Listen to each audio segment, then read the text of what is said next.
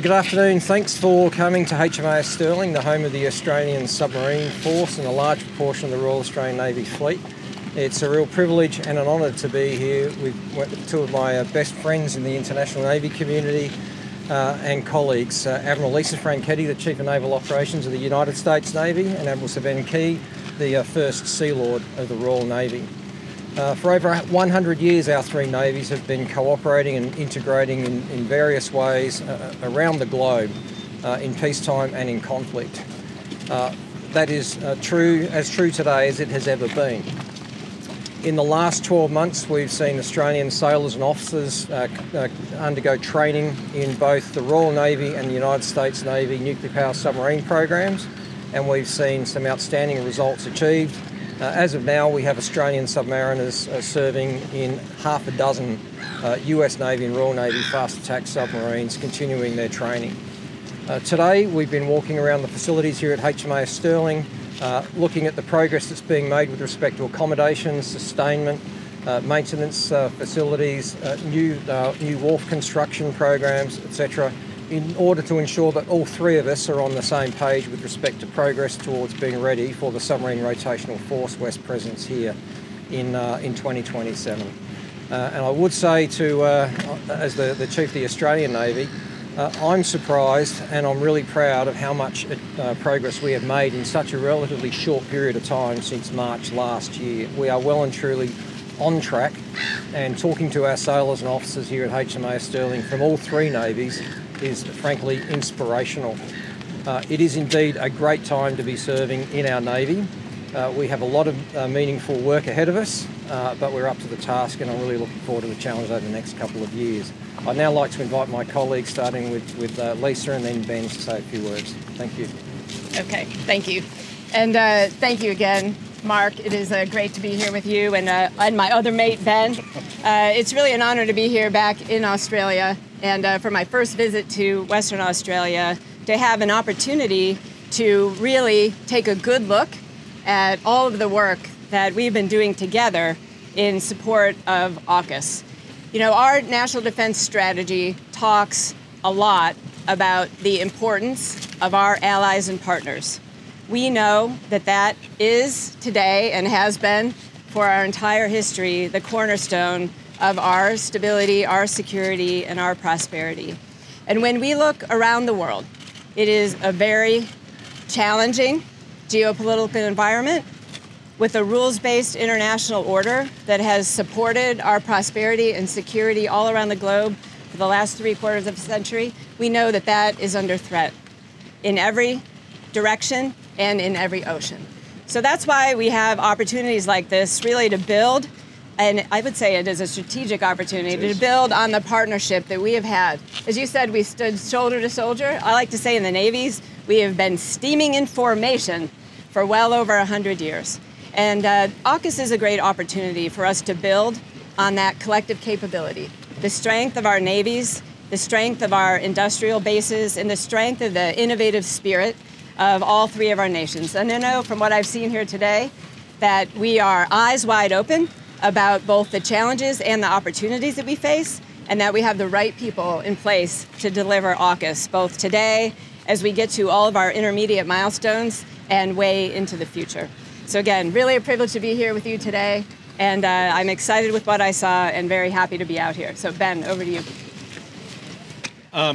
Just to reiterate, Mark, thank you for hosting us. Lisa, good to be in your company again. Things that are worth doing are often very difficult, and things that are genuinely transformational take strategic patience. And that is definitely where we are with the AUKUS programme.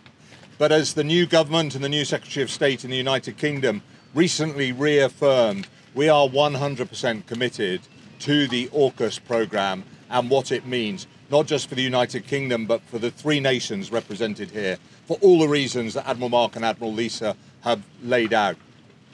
And I too share that sense of excitement that the momentum that we see growing here, which is being matched by so many other initiatives across our three nations at the moment, will in due course realise something that is genuinely transformational. But it is going to take time, it's going to take commitment every single day because each and every day matters if we're to hit the very demanding timescales that our political leaders have set us. And actually those sorts of challenges are good for navies because they stretch us, they drive us to think differently, and they ensure that we work together because no one navy can deliver any of this on their own. So it's a great opportunity to be here, gathered in Stirling, which will be the future base, not just of the SRF West, but then for the Virginia class and beyond that SSN AUKUS, and to see how this becomes the next part of a shared journey of operating nuclear submarines into the future to underpin everything that we have as values around a free and open oceans, democratic, rules-based international system which matters to all of our nations and which we're proud to be playing a part of as the navies of those nations. Just on the logistics, are you confident in the time frames that have been set for the rotating force to be here from 2027, and how will that rotating force help bridge the skills differential for Australian submariners? Ma'am, thank you for your question. Short but simple answer is yes. From what I've seen today and what we've been discussing this morning, HMAS Stirling is almost ready to go now. The submarine tender that will arrive to conduct a tender maintenance period next month will be a formative step for us in the ability to train our people on the tools, on maintenance activities, on a nuclear submarine here in Stirling. So that's an important step for us. But if we had to mobilise this base to support nuclear-powered submarines from Stirling tomorrow, all of the key building blocks are already in place. So I'm really confident that we will meet the timeline of the optimal pathway. And we've been granted access to some of the most capable nuclear-powered submarine maintenance capabilities on the planet.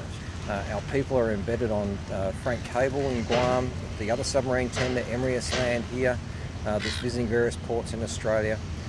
Overseas in maintenance and construction facilities. So everything's in place. To Admiral Key's point, this is not a tactical program, this is a strategic program, and strategic patience, some of you heard me say it before, is absolutely key. We shouldn't judge this in terms of what we've achieved in 7 days, but in terms of the incremental progress we're making towards a very ambitious target, but I am very confident. What is the purpose of this? Yeah, in terms of the maintenance, can you reassure the community just here at Rockingham about the planned radiation waste management site here? I believe your question relates to the controlled industrial facility that has recently, we've recently received a licence to build here at HMAS Stirling. The intent of that facility is to store and manage low-level radioactive byproduct of the maintenance periods, and that is consistent with byproducts from over 100 locations around Australia already, such as hospitals and universities and research centres. So in that context, this is business as usual for Australia, but everything with nuclear-powered submarine attached to it seems to take on a different context. So people have got nothing to worry about? No, this is very similar to the low-level radioactive waste that's produced at hospitals and universities and research centres around Australia. We see US and UK SSNs in Australia before 2027. Yeah, well, one really exciting thing is we're doing the submarine tender maintenance period here. I think you've seen the MRS Land has been making a lot of visits all around Australia, and later next month she'll be joined here with a Virginia-class submarine to do a maintenance period here. As one of the things that we were able to just see is we have a lot of sailors from all three navies working together to develop their maintenance skills and certifications, so we'll be able to operate interchangeably in the maintenance spectrum. And so this will be one of our really big, important milestones to be able to bring the tender here, bring the submarine here, and do maintenance here. So very exciting. So you'll see one pretty soon. We already just had a few port visits as well, and everything has gone very, very well. And from the United Kingdom's point of view, both the last government and this government have announced a carrier strike group deployment into the Indo-Asia Pacific in 2025. Clearly the details of that are still being considered by the new government. So I wouldn't want to confirm anything one way or another, but you can clearly draw your conclusions as to the sort of ideas that we're putting forward and the proposals that we're offering up to a government, because of what normally you would find within a broader carrier strike group, very similar to the one that we deployed out into the region in 2021 when HMS Astute came here. So we know that we can bring an A-boat successfully here. I see no reason why we shouldn't be able to do that again in the future.